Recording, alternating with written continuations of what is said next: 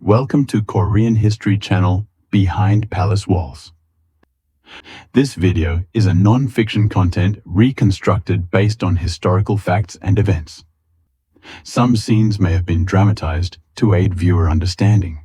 August 1398, the night sky over Gaekyeong turned crimson. Screams echoed from the burning palace.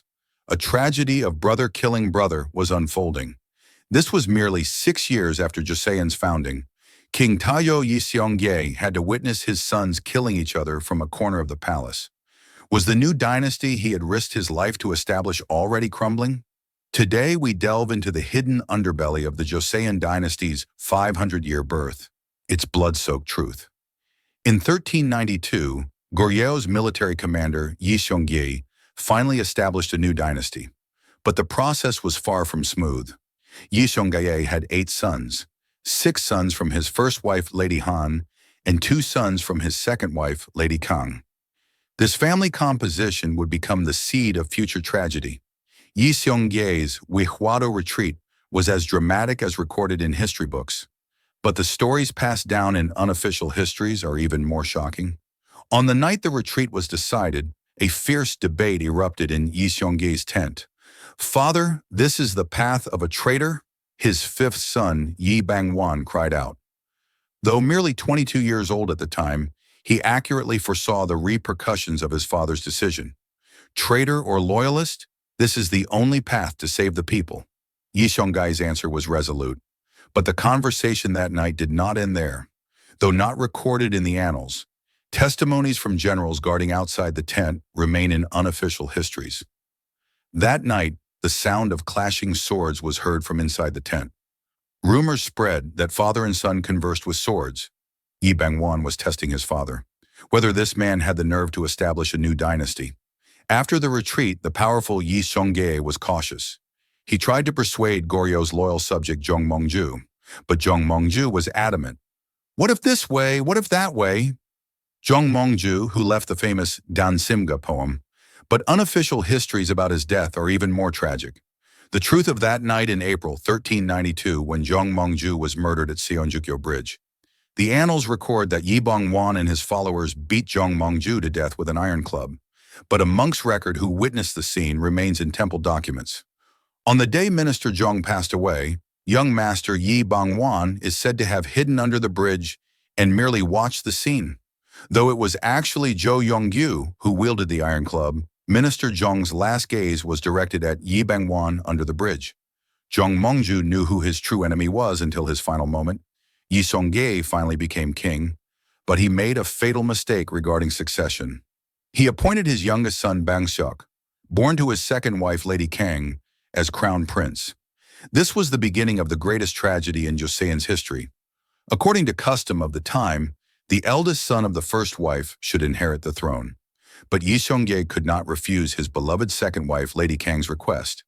According to unofficial histories, Lady Kang colluded with a shaman to bewitch Yi Seong-gye. One night, a divine spirit appeared in Yi Seong-gye's dream and spoke. The 8th son must become king for Joseon to endure. But was this truly a divine revelation? Or was it a play orchestrated by Lady Kang and the shaman? After the crown prince's appointment, the palace atmosphere changed drastically. Yi Bang-won and other sons of the first wife openly expressed discontent. Yi Bang-won's frustration was particularly great. He was the one who played the most decisive role in his father's usurpation after the Wihwado retreat. It was Yi Bang-won who eliminated Jeong-ju and purged opposition ministers. "The throne built with my blood, to be taken by a younger brother who did nothing?" Yi Bang-won's anger was natural, but there was a bigger problem. Crown Prince Bang-seok's guardian was Jeong Do-jeon, the architect of Joseon's founding, a great scholar who laid the foundation of the new nation with Confucian ideology. But he harbored fatal political ambitions. Jeong Do-jeon tried to abolish the prince's private armies, ostensibly for strengthening royal authority, but actually intended to eliminate Yi Bang-won's military power. At the time, Yi Bang-won commanded his own private army. These were elite warriors Yi Bang-won personally selected and trained. According to unofficial histories, Yi Bang-won trained with them every dawn. In early summer 1398, tension reached its peak. Jeong Do-jeon advised Yi Seong-gye, "Your Majesty, the prince's private armies are a danger to the state. Especially Prince Bang-wan's private army threatens the capital's security." Yi Seong-gye fell into anguish. On one hand, Jeong Do-jeon's words were correct. It was certainly dangerous for princes to command private armies. But on the other hand, he felt sorry toward Yi Bang-wan. Unofficial history conveys Yi Seong-gye's inner state at the time thus. His Majesty Taejo is said to have suffered nightmares every night. In his dreams, Bang-wan appeared bleeding and asked, "Father, what did I do wrong?" Finally, Yi Seong-gye made a decision to abolish the prince's private armies. Hearing this news, Yi Bang-wan was enraged, but he did not show his emotions. Instead, he quietly began preparations. August 26, 1398, that day came. Jeong Do-jeon planned to abolish the prince's private armies with Crown Prince Bang-seok, but Yi Bang-wan moved first. The story of that night passed down in unofficial histories is more vivid than the annals. Yi Bang-wan gathered his confidants, Ha-ryun, Yi Seok-gye, Jo Young-moo, and other loyalists. "Tonight, we will change history." Yi Bang-wan's voice was calm, but his eyes were burning. "But Your Highness, this will spill brothers' blood," Ha-ryun said carefully. "Brothers? How can those trying to kill me be brothers?" Yi Bang-wan's answer was cold. He had already made his decision. As night deepened, Yi Bang-wan's private army moved. Their first target was Jeong Do-jeon's residence. Armed warriors surrounded Jeong Do-jeon's estate. Jeong Do-jeon woke from sleep and grasped the situation. Bang-wan has moved. He was surprisingly calm, as if he had anticipated this day. According to unofficial histories, Jeong Do-jeon had already felt ominous signs for several days. A record from a literatus who was his confidant remains. "3 nights before, Minister Jeong told me this. If something happens to me, burn all my books." I didn't understand what he meant then. Jeong Do-jeon calmly met his end, but the words he left just before death were shocking. "Bang-wan, you win. But remember this, a throne gained by the sword must be protected by the sword." Jeong Do-jeon's prophecy came true. After eliminating Jeong Do-jeon, Yi Bang-wan's private army headed for the next target, Crown Prince Bang-seok and his brother Bang-beon. There are several versions of unofficial histories recording this situation. The most shocking is testimony from a court lady of the time.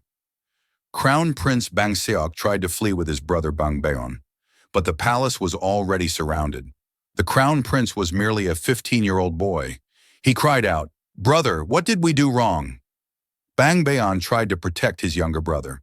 He took up a sword and faced Yi Bang-wan's warriors. But a prince untrained in martial arts could not match elite warriors, unofficial history tells us. The moment Bang-beon fell, Bang-seok embraced his brother's corpse and wailed. And shortly after, Bang-seok also fell to the sword.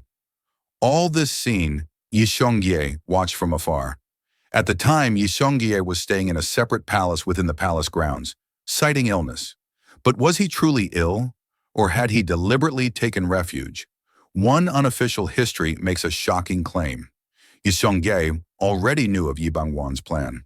His Majesty Taejo is said to have secretly summoned Yi Bang-wan several days prior, and they conversed alone all night. The next morning, Taejo suddenly began suffering from illness. If this is true, Yi Seong-gye condoned his son's slaughter. No, perhaps he even permitted it. When Yi Bang-wan killed his brothers and seized the palace, Yi Seong-gye finally appeared. "You committed such an act." Yi Seong-gye's rage was tremendous, but there was something strange. He did not punish Yi Bang-wan. The annals record that Yi Seong-gye collapsed from shock, but unofficial history tells a different story. His Majesty Taejo summoned Prince Yi Bang-wan, and they conversed alone behind closed doors. No one knows what was discussed, but that night Taejo's wailing was heard within the palace.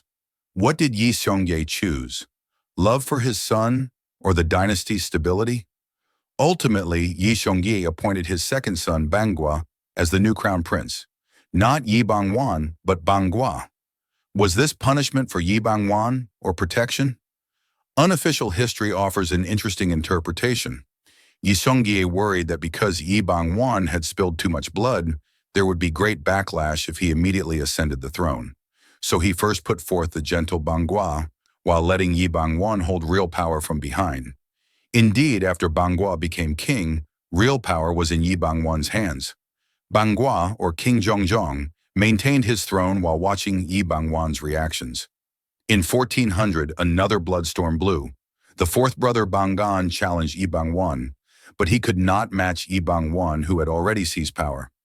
After suppressing Bang-gan's rebellion, Yi Bang-won finally ascended the throne. In 1400, King Taejong was born, but Yi Seong-gye did not attend his son's enthronement. He left the palace and went to Hamheung. The famous Hamheung Emissary story begins here.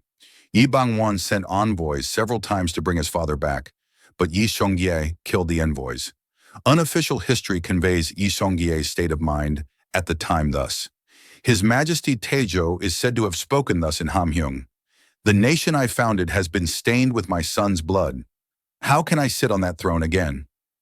Finally, Yi Seong-gye returned to Hanyang from Hamheung in 1408, but he is said to have barely conversed with his son Yi Bang-won. On May 24, 1408, Yi Seong-gye passed away at the age of 74. What were his final words?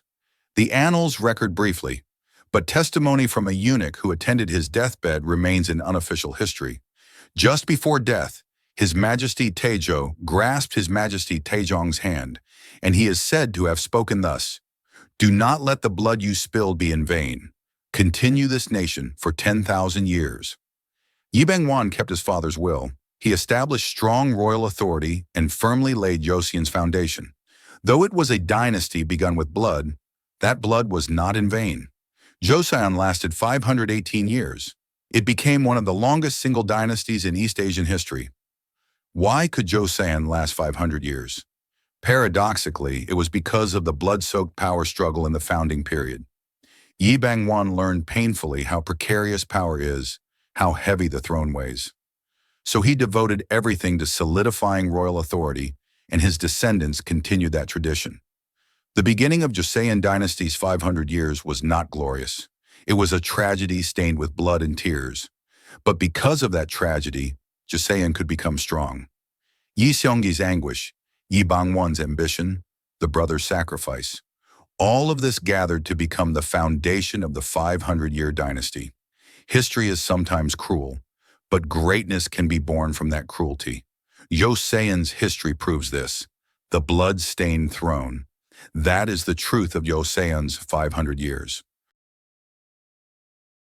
Thank you for watching. We'll return with more fascinating stories and intriguing topics. Behind Palace Walls, thank you.